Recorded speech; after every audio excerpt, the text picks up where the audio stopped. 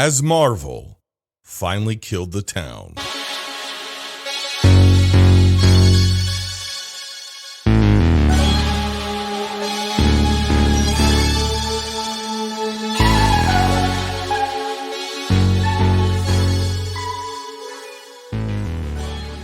I am the last manager of the last video store in the universe and the host of Binge Movies, a podcast where we typically rank a minimum of 5 films with film fans, film fanatics, filmmakers, film critics, determine which ones are most worthy of preservation for all time. We have 4 seasons a year. At the end of every season, we have Last Movie Standing, and you get to decide, our listeners, which movies are most worthy for preservation for all time, even beyond the end times. Who will win the upcoming Last Movie Standing? What movies will make it onto my short list and our acclaimed guest list? You're going to have to tune in to find out. New season is coming March of 2023, which is right around the corner if you're not paying attention. If you wanted this instant reaction or things like it, even more instantaneously, plus exclusive content, go to patreon.com/binge movies. That's patreon.com/binge movies. The minimum tier, becoming a video club member, gives you access to instant reactions even more instantaneously than on the main feed. Go ahead and check it out. We appreciate your support. Every dollar you give goes right back into making this show as good as it can possibly be, and some new creative endeavors that we want to attempt in this still new year. Ant-Man Quantumania. Okay, if you're new to this sort of thing that I do, the first time listening to me, it's going to be no spoilers up front, hard break, then spoilers. Truth be told, I've already talked for 30 minutes, and the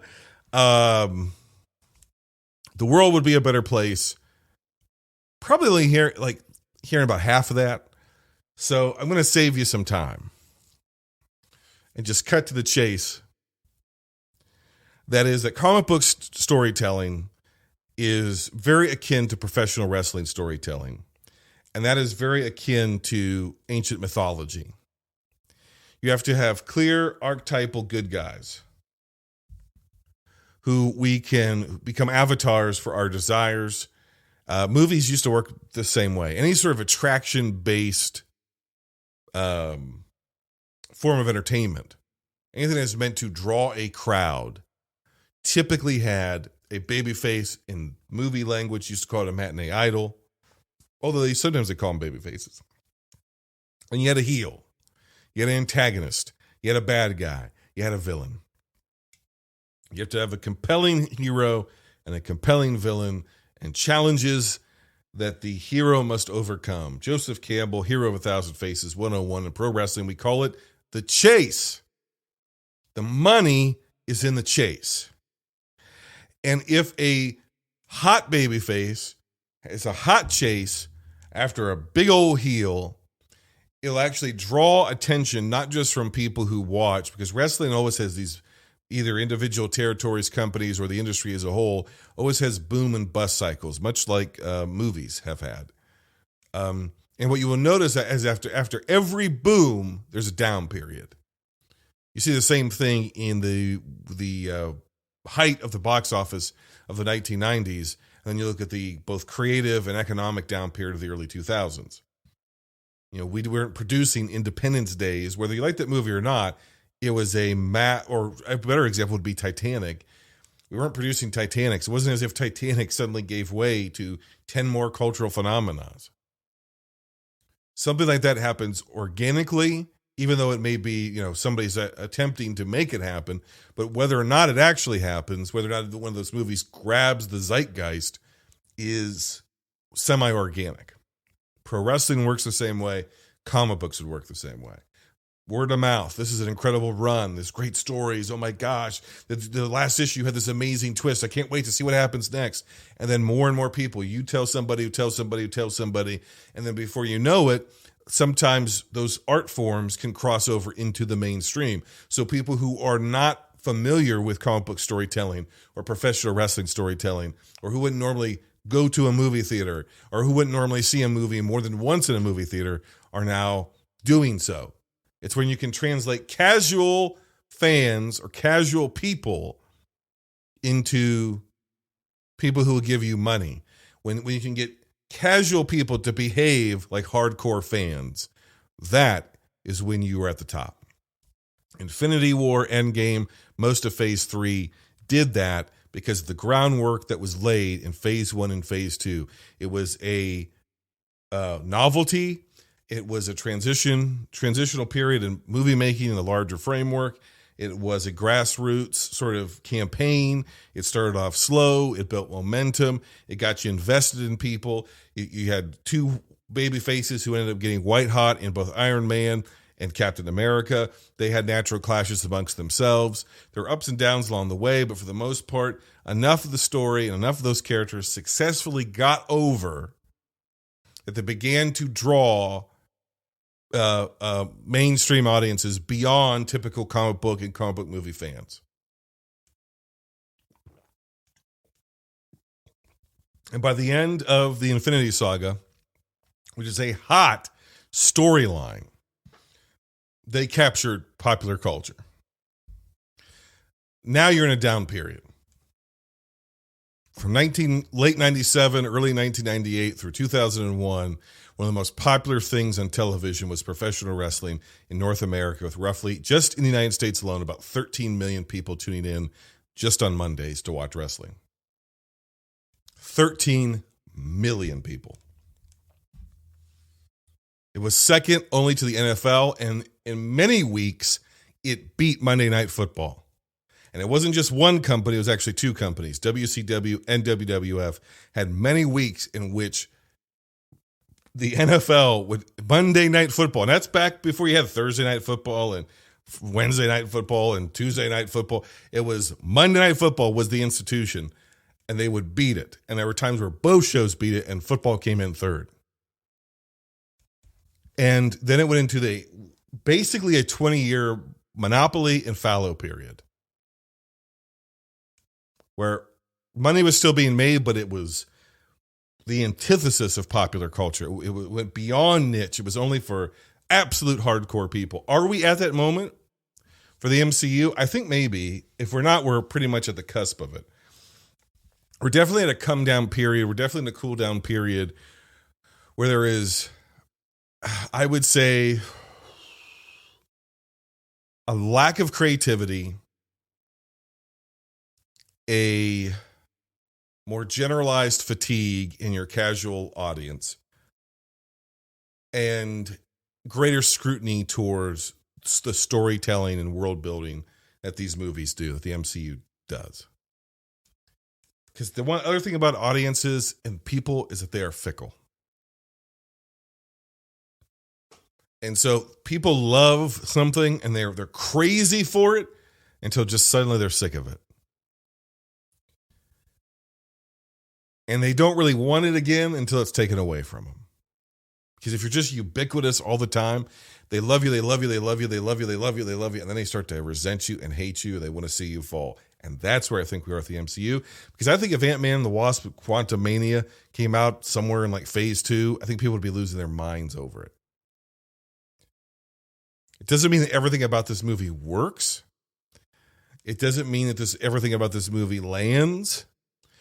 But I went into this movie knowing what it was going to be with appropriate expectations based on the trailers that were set. And I feel like the movie lived up to what it said it was going to deliver, which was a excellent heel antagonistic performance by Jonathan Majors.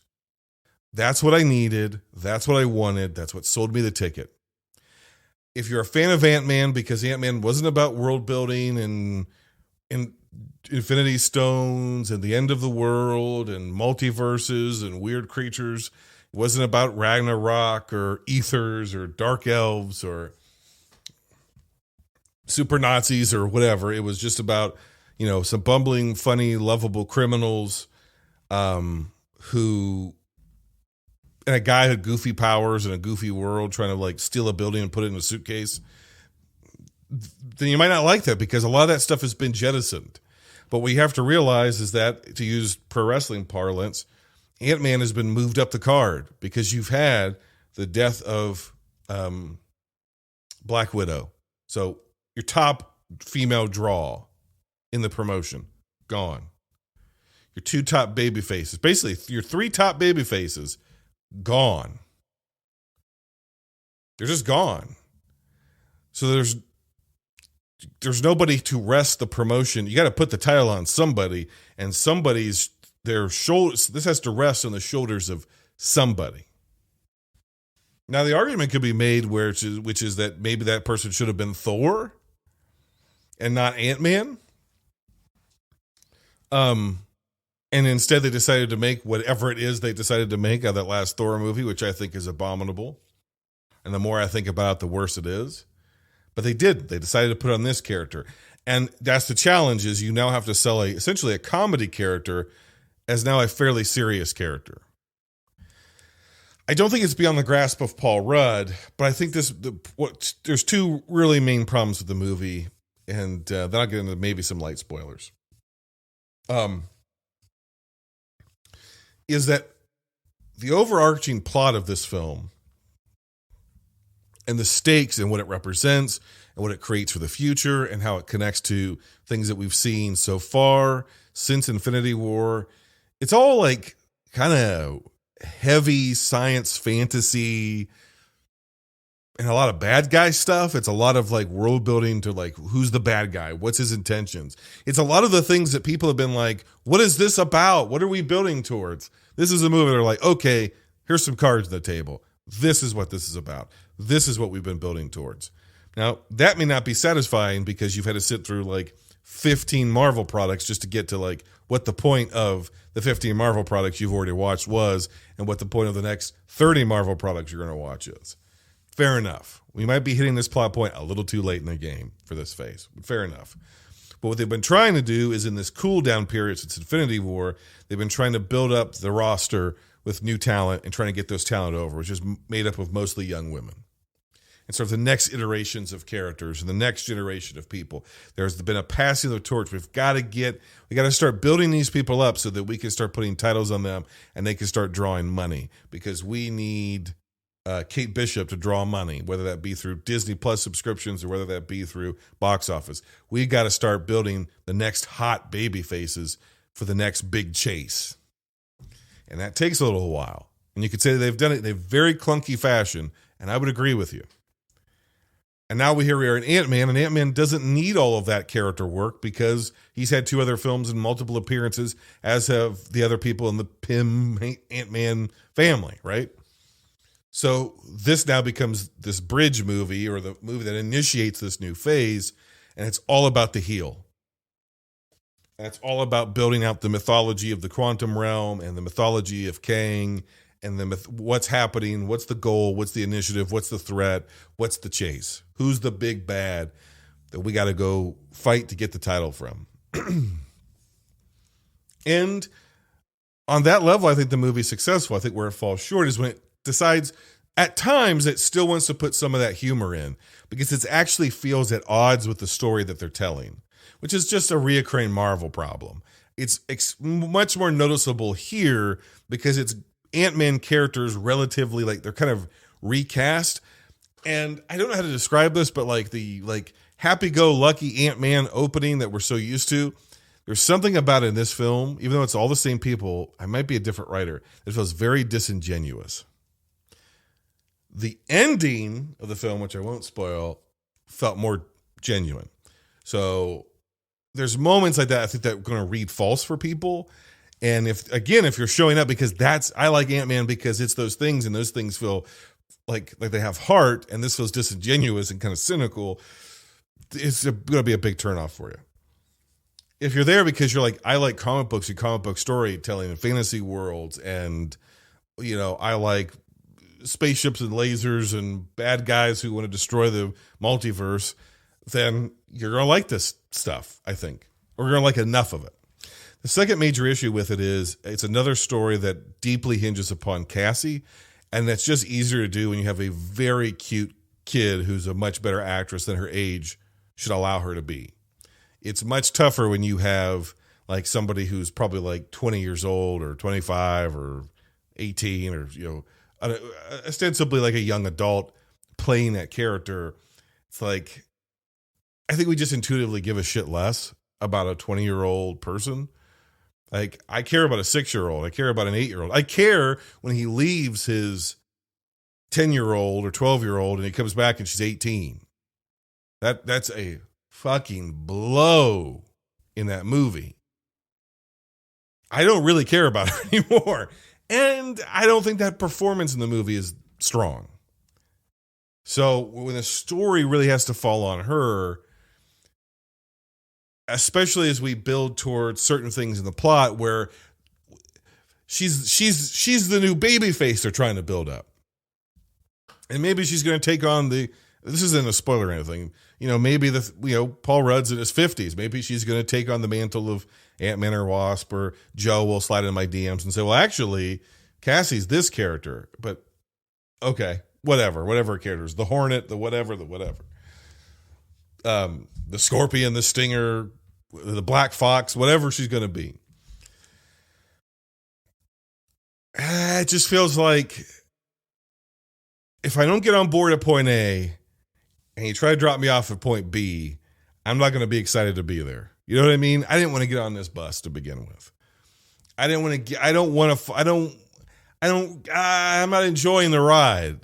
So I don't really want to get to the point where now this character is real important all of a sudden. You understand what I'm saying? It's like the opposite of the Luke Skywalker effect. Where the Luke Skywalker effect was, by the end of that movie, no matter how whiny or obnoxious that kid is, you are so pumped that he blows up the Death Star. You're like, fuck yeah. Right? No matter how like whiny and insecure he is, when he throws down that lightsaber and says, I'm not going to do it. I'm not going to join you. I'm a Jedi like my father before me. And like, you're like, fuck yeah, Luke. Fuck yeah. Don't kill your dad and don't kill the Emperor. Like, find your third path, Luke. Find the third way. You're excited for it because despite his flaws, you resonate enough with him as a character that you see yourself in him and you become excited. And I think we've had moments like that. We got eventually moments like that with Cap and with Thor and with Iron Man and some of these other characters. They've really struggled to get us on board to that same degree because there's this thing in wrestling where you can hot shot, where you can kill the town, where you can give so many people so much good and you get the territory so hot that you actually overheat the territory. Because now you've set the bar so high that anything you do is like, yeah, it's okay, but it's not as good as that night in the Omni. Yeah, they're a good tag team, but they're not the Rock and Roll Express. Let me tell you something. The Rock and Roll Express, when they were here 5 years ago, blah, blah, blah, blah, blah, blah, blah, and that's one of the greatest matches of all time. Because now there's a precedent that's been set. The freshness, the honeymoon's over. The freshness is gone. You've seen what they have to offer. You've made that emotional commitment. You're fully invested. And in many ways, you're invested in those characters kind of for life, whether they be wrestling personalities or comic book characters or MCU characters or Grey's Anatomy characters or whatever. And they go, okay, but yeah, but get excited because here's the next generation. Like, yeah, it's all right, but doesn't hold a candle to such and such. And that's part of where I think Marvel is. We're not being given another round of Robert Downey Jr.'s and Chris Evans. Right? I know we've all turned against him, but also like a Chris Pratt who's coming off of kind of being this sort of grassroots. He's in this fledgling sitcom that like a lot of people loved, but most people loved even more after it was off the air towards the end of its run. And it's like they're going to give him a chance to play this character, or like the Guardians of the Galaxy, or like Batista, or like, they were bringing in like people who already had some degree of goodwill, but weren't exactly stars, but you could see that they had that potential. And then the MCU is like helping them get over and get to that next level and giving certain people second chances and giving certain people opportunities that, it's like, oh yeah, and like the casting was perfect where it's like, oh my God, Black Widow, Scarlett Johansson, of course. And it was just like, you're vibing with it. and you're building. It's the first time you're seeing it. It's like, that's rough. It's not really good, but we're still, the momentum is still there. Even if the individual movies aren't always adding up, the excitement of the momentum of, are we going to do something? Are we going to build towards a major crossover event like in a comic book, but on the big screen? And is the whole world going to join in? And the answer was yes. How do you do that again? Because you can only do it for the first time. And the answer is, like, psychologically, we as human beings, we typically after that, we go, okay, been there, done that. So I think a lot of the deepest negative reviews are actually coming out of a larger storytelling lull that the MCU has found itself in. All right. Well, I've rambled quite a bit. If I had to give this thing a score out of 5, I'm trying not to choke, what would I give it? The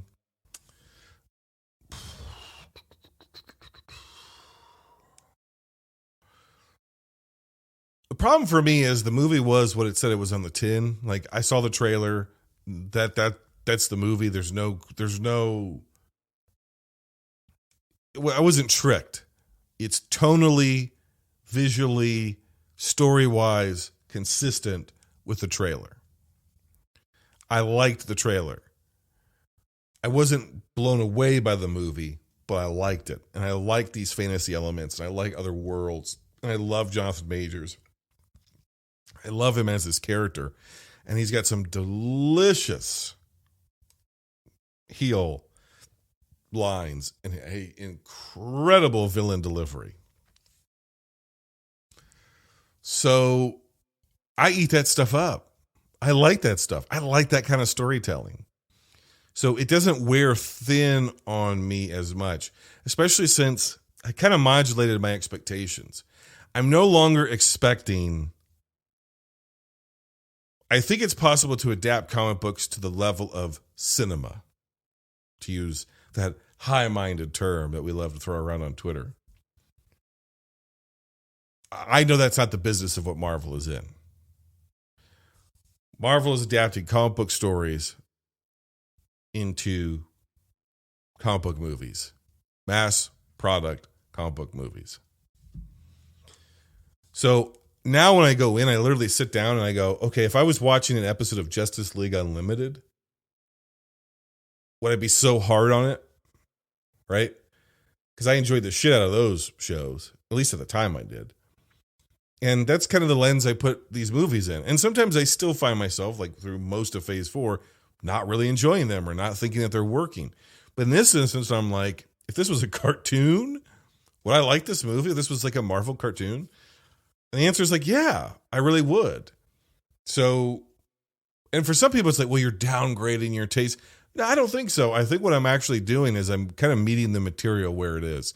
Because we're now over a decade into this and 25 plus films. So if you're not walking in and going, okay, I'm meeting the material where it is, and I'm taking it at face value, then you're angry for the sake of being angry. You're disappointed for the sake of being disappointed. You know what you're going to get. You know how they tell stories now. You know, more or less. So you're almost willfully ignoring the good so that you can join the cacophony of noise online. It's like, these movies have destroyed filmmaking. They haven't, by the way. There's still tons of original films being made. You just got to know where to look for them. And also, with the internet, it's not that hard. For most people, here's what I'd say. For most people who I see do the most complaining online, or the types of people who do the most complaining, if they spent a quarter of that energy bitching about Ant-Man Quantumania as they would getting a Canopy subscription with a fucking free library card, they could tweet a whole hell of a lot less, or they could write a whole hell of a lot less blogs or 4-hour fucking YouTube videos. Take it or leave it. This is what it is at this point. Some of them I like, some of them I don't like. Some of them I like parts of, some of them I dislike parts of. It's episodic, comic book, pro wrestling, storytelling. And if I accept it in those terms, it is what it is. So for me, I think I give this thing like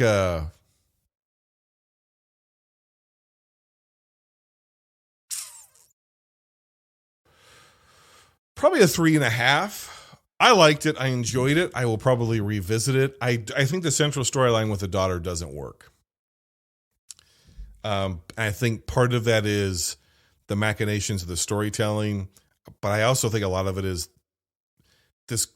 I hate to say it, I don't think she has it. Part of it's just charisma, especially because the dialogue's not going to do the heavy lifting for you. The story structure in these sort of films is not going to do the heavy lifting for you. It really comes down to personal charisma. This girl doesn't have any, and she has no chemistry with the rest of her cast. And I don't know if it's because she's newer to this world or whatever, and maybe she'll find it. And maybe, oh my God, Cassie Lang is my favorite character. It could happen. She could also be recast. They've done it before. So, yeah, I think that's to me kind of the biggest drawback of the movie. It's not what they wanted to do with the character because a lot of Phase 4, it wasn't even just how they executed it. It was the ideas that they had. It was like the entire conceit. I was like, I don't give a shit about this. Here, it's a little bit more perfunctory, but I'm like, okay, I see what you're doing. And you're executing it pretty well here, there, and yon. Yeah. So those are my thoughts. I think I'd give it like, what did I say? 3.5. Damn. 3 feels too low. 3.5 feels too high, but Letterboxd does not have a 3.25. Slight overvaluation, 3.5 out of 5.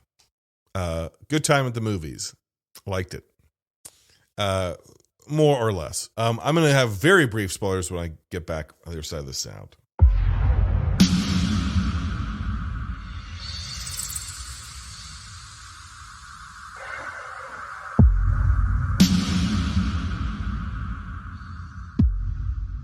MODOK. We got to talk about MODOK. MODOK is in this movie. MODOK has always been a stupid character, in my estimation. I've never liked the character. I thought he's always looked stupid. I thought he's always been stupid.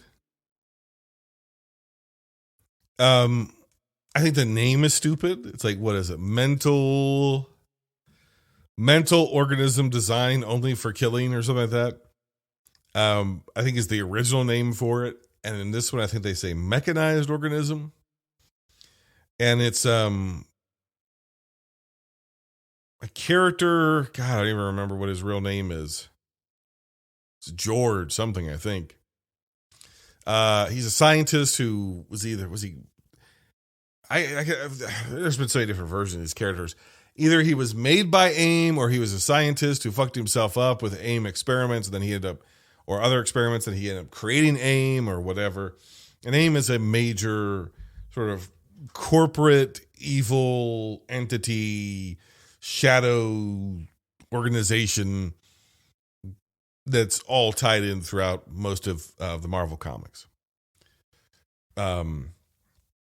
Its AIM is in some ways almost like an anti-Shield. It's not quite right, but almost something kind of like that. Or like it's like if Shield and Oscorp were the same thing, or were united, it'd be kind of like AIM, like Hydra, Shield, and Oscorp. If you put it all together, and like the genius behind it all is just this giant fucking head that isn't a hover chair. His suit is basically a little chair for his little tiny legs. It's just always a goofy character. And they translate that character by making him Darren Cross in this movie, the villain from the first film. And it looks like George Lopez from Spy Kids. But they kind of know it because the Douglas thing that got the biggest laugh is he eventually sees him and he goes, "Darren, is that you?" And then you think he's going to have he goes, "Holy shit, what happened to you?" Like that, everybody's reaction is like, your face, you got a big old face. It looks really fucking weird. And it was like, did you know? Did you know it looked this bad? But then again, it was like, I saw it because you see him in the trailer, plain as day. And so then when I was in the movie, it was only jarring for like a split second. And then my brain was just sort of like, this is what he looks like. He just looks like this. This is their interpretation of it. And the thing is, like, no matter what you did, I honestly, I probably wouldn't have adapted him for the screen. If you are a big MODOK fan, because he is at times a major player, a major villain. And so if you have like a lot of attachment to storylines that involve MODOK, they kill him in this movie. And his death is a joke. And he's got a babyface turn that's played as a joke. And it's just all of a sudden, like, all the stakes of his character and the drama and like, because if you're going to make it Darren Cross, part of the idea has to be what you fucking did to me made me this. I've been stuck down here in the quantum realm and I'm disfigured and have been driven insane and have been tortured by Kang. And this is what I am now. I don't even remember who I was. I'm only MODOK. And all I remember is it's your fucking fault. That's kind of some heavy shit. And instead, like, immediately, like, he's telling his backstory, it's just jokes. And so, and they're not funny. And so if, like, they're interrupting him being like, this is this horrible thing that happened to me. So I think had he looked more, he's disturbing, but not, I don't think in the way that they intended. And it might have been a thing where, honestly, the way these movies work sometimes, it might have been a thing where, I don't know if this is true, but I could foresee it have been a thing where they just couldn't get the effect right. And they're like, this looks really fucking silly. And it's like, well, if it looks silly, let's play it as silly, because if we try to play it straight and tragic and he looks this fucking goofy. Ugh. So it didn't really bother me because I already knew he looked really goofy going into it. So like, I already accepted like, oh, they're going to fuck that character up. And I don't have any emotional investment to him. It's not like the Mandarin, right? Where I'm like, that's a fucking major villain. They fucked up Dr. Doom, Victor Von Doom again. I would just be that. I'd be pissed. So if you're out there, you're like, I'm pissed. I love MODOK. I totally understand. The Cassie stuff just doesn't work, and that's the other part of why we make it Darren Cross, because Darren terrorized her when she was a little girl in her bedroom. And I'm like, oh, I totally get why you would bring him back, and it makes sense based on how we last saw him and him getting kind of like turned inside out and disappearing in the quantum realm. Like, it makes sense. Like, what if he's down there and like Kang used advanced technology? Like, honestly, like all the plot beats of it, I'm like, yeah. Oh, that it's how they got there is and converge those two characters. And why he needs to be there. And he's kind of as an underboss and an antagonist for Cassie and her story. Totally buy it. But again, it's played goofily and at the same time, like mostly, but also they want you to take it seriously. And then at the same time, I just don't give a shit about his daughter or this version of her. So that's tough stuff. But it's not so much, there's not so much MODOK that I hated. When they get sucked into the quantum realm, there are some ants that get sucked in with them who have basically like through PIM technology are like super intelligent ants. And then they go in the quantum realm and then we just don't see them for the entirety of the movie. And I was like, well, obviously that's like, you know, Chekhov's ants. They're going to come back at some point. And they do. And I love the ants in the Ant-Man movies. And it's really cool. They come back and the ants basically, it's like the whale from fucking Avatar, Way of Water. The ants save the day. The ants help the rebellion. It's very Rise of Skywalker-esque. The rebellion of all these like desolate people who are never exactly explained where these people have come from, but they was just like, we didn't even know there were people here. Where did you come from? They're like, we're from all over here. It's like, that's not an answer. So some of that stuff was like not great, but the ants got stuck in a time dilation loop for 1,000 years. They experienced in 1 second 1,000 years. So they were already super advanced ants, and now they are basically more advanced than Kang, or as advanced as Kang. Because that's the entire idea of Kang, is that he is just a man. So just like, what are you? Who are you? He's like, I'm just a man. It's not a lie. He's just a guy with superior technology. He's just a dude. He's just literally a human being. And I'm fairly certain he's just an earthling. But he's from the 4000s, I think. And discovers technology created by one of his ancestors, who is, this is coming off the top of my head. I think this is right, at least in some incarnation. Joe, correct me if I'm wrong. Victor Timely. Yes. Yeah. Which is one of the after credit scenes. So, basically, here's your spoilers. Janet Van Dyne, when she was in the quantum realm, was quasi de-aged, but not really. I don't know why. She should have been even more de-aged, but I guess the idea is she'd already been in there a long time. Kang eventually finds his way there. He says he was like her. He's a traveler, and he somehow ended up there by accident, and he's shipwrecked there basically. And his ship is a multiversal ship. He can travel between multiverses and time and space.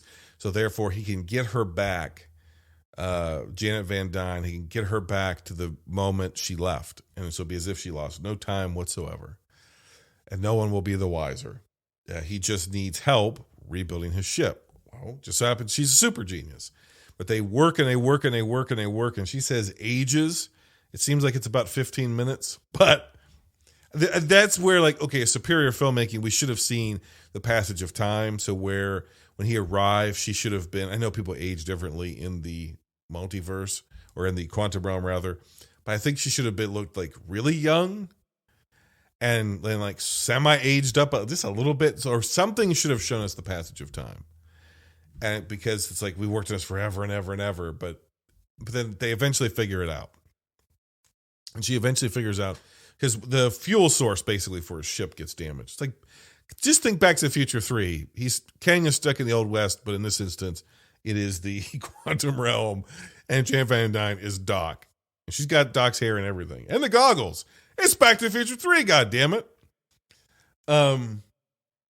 Anyway, so she,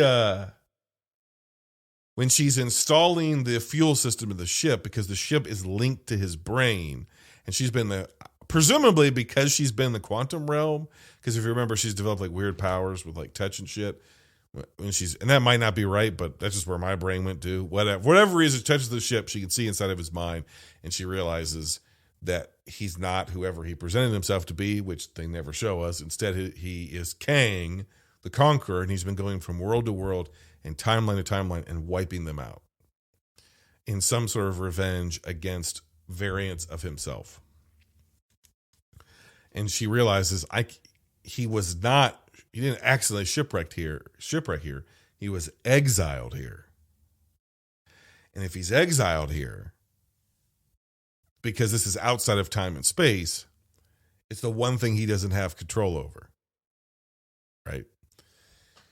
So I've just helped him get out. Now, the point where that doesn't really make sense is if they put him there with the technology knowing he could get out, the idea is they sabotage the ship, blah, blah, blah, blah, blah. He should have sabotaged it more, fuckers, because like he's a super genius. Theoretically, right? So what was to stop him from rebuilding?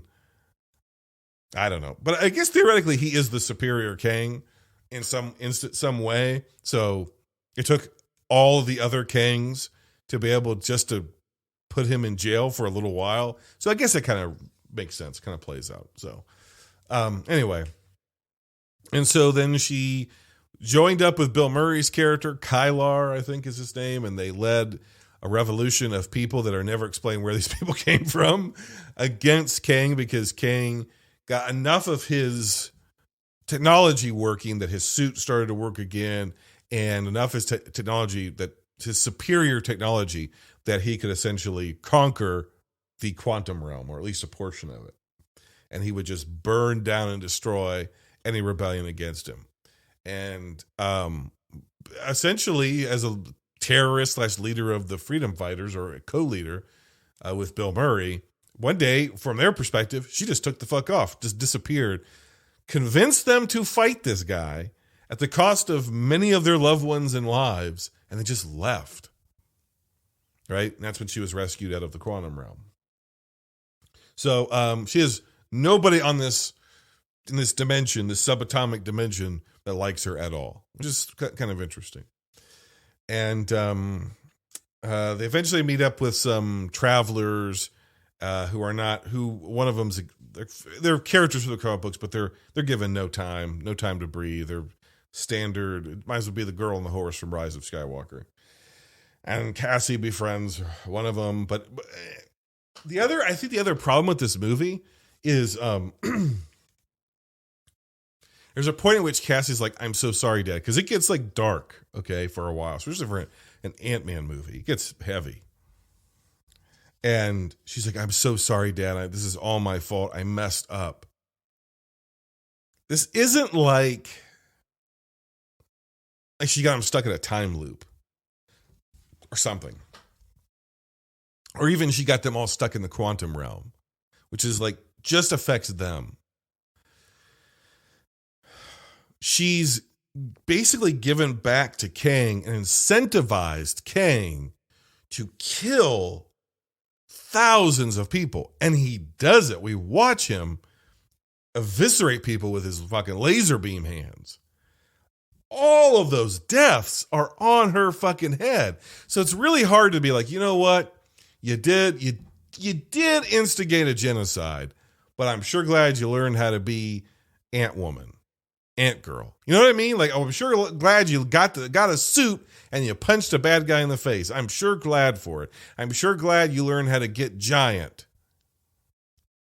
Because like the trade-off isn't really worth it. So it makes it really hard to root for her character because it's all her fault.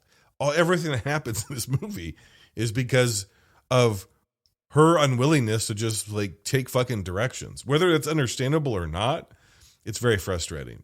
I don't think you have to write those characters in such a way, and they try to do it because it's like, well, she didn't really know the danger because Janet never told anybody the story because but then when she's like, oh, I didn't tell the story because I'm partially responsible for a guy who might destroy the multiverse. Like that's played kind of serious, but it takes that character beyond the point of logical, like who are you afraid of, Mom? What are you telling me? Blah blah blah blah blah. And then like it takes like half the movie before Michelle Pfeiffer. They're already in the goddamn quantum realm. You're there. At that point, you need to tell them what the threat is. So they stretched that out forever, which I felt was unnecessary. I know it seems like I'm bitching, but and then like Janet was actually fucking this other guy, and that's why she didn't want to say anything. Michael Douglas is like, yeah, I had somebody else too while you're gone. It's no big deal. And it's like why do we make that a point? You know, and it's elements like that I think if you think about it too hard with Marvel, it bothers you. And when you realize that these scripts are written by like 30 different people and are cobbled together, and then stuff is reshot like a week before it comes out in theaters, and they're still finishing the special effects and they're upgrading the firmware. Like movies, like Marvel movies now come with DLC where it's like, this is not a joke where they're like, the theaters will have to like re-download the movie or get a new hard drive and then they'll have like improved special effects. Like everybody made fun of Cats for that, but it's becoming more and more industry standard for movies like this. And they're working within 6 weeks of the movie being released. They're on a soundstage in Manhattan Beach redoing it. And that's my other criticism of it is they've created a very imaginative world. I can't say it's completely original, but it's really abstract. It's on par with a lot of the stuff we've seen, more interesting things we've seen from either the Guardians films or Doctor Strange. But there's this like middle battle sequence where MODOK and these droids, which I'm sure have a name, these Ultrons that belong to Kang are running around, right? And they're specifically trying to get Cassie and Scott because they realize that two things. One, that they're associated with Janet and he wants revenge against Janet. And two, because there's a very specific thing that needs to be done for him to be able to get his fuel source, to be able to activate his ship, and to be able to go back into the multiverse and destroy everything. Continue his revenge plot against his other versions of himself. So he needs them. He specifically needs these characters. He needs Pym particles, basically. He needs Pym particles, and he wants to use them as leverage against Janet because he wants revenge against her. Makes perfect sense. Paul Rudd and the daughter character, Cassie, the actress, They run seemingly in a 4-foot by 5-foot space. It's probably more like 25 by 25. And there's this vast world around them, but it's very clear they're only moving in a box. And it makes it look as if they're running around, like they ran into a circle or something around like a building, but you can very clearly tell that they literally are just running within the same 10 feet, 12 feet. And everything's being animated around them. And it fills the action in this expansive universe. The action feels as claustrophobic, really only in that particular middle scene at the refugee camp that Cassie gets murdered and eviscerated and burned. It feels like an old-timey movie where they'd have like people run in place and have a rear screen projection behind them. Like they're that boxed in. It's actually the opposite of Star Wars, where it's like a big ass wide shot on a huge ass set, and two characters shoot lasers at each other in a real space. That's what made Star Wars. It opened up the frame for adventure serial type movies. And what we've done with computers is we just shrunk it again, because you're just on which is actually George Lucas. He both opened and closed the frame, and we just have never fucking recovered. And man, it's like people worked their ass off to create something interesting to look at.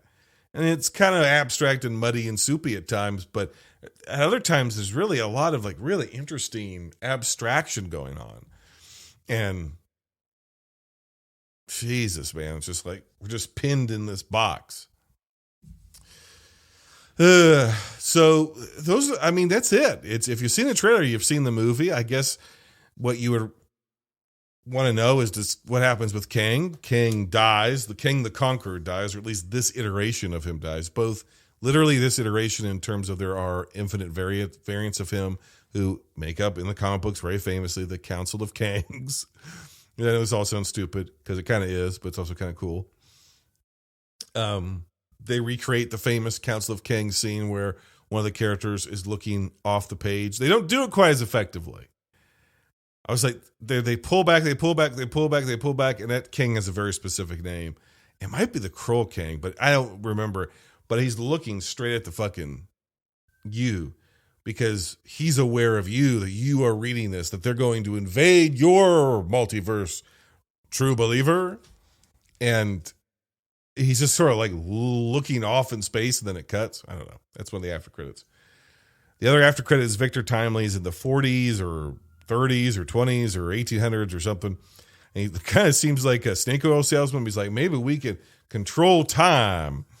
And then cut to Loki and Mobius, not Morbius, Mobius. Is it? Yeah. Luke Wilson and Hiddleston. And Hiddleston is absolutely shitting himself. He's like, it's him. And he's like, that's him? Because he's just like, it's Victor Timely. He's like this kind of affable scientist, or so we believe. That's it. So Kang the Conqueror gets sucked into his multiversal engine and dies. But he's like, you still don't see, do you? This isn't the end. Because she's like, it's over. It's the end. He's like, this isn't the end. And because it's all time loop, he's like, I've seen the end from the beginning. Like, I live outside of time. And so, like, maybe that's the point at which he died. But at some point, he's still going to meet Loki. And maybe that also bothers people because you feel as if there are no stakes, because anything can happen at any time. You just bring a character back because it's multiverse, or though that happened, but that was later in the timeline, even though you think it was before. It could get very messy. It could be a cheat, but I don't know. I kind of like that stuff. So, I like this one. It's a middling film, I think, with some good elements. I enjoyed its runtime. I was not, as with any of these Marvel pieces, there are things I would do differently, but I'm not booking the territory. All right, let me know in the comments below what you thought. You can find us at bingemovies.podbean.com. Don't forget we have a store with merchandise over at Threadless. Was it bingemovies.threadless.com? Too many .coms. If you go to our Twitter account at Binge Movies, you'll see a link tree there, and it has all of our links to everything you need to find. So go to at Binge Movies and use the link tree, and it will take you to everything that you want Binge Movies related. I've rambled enough.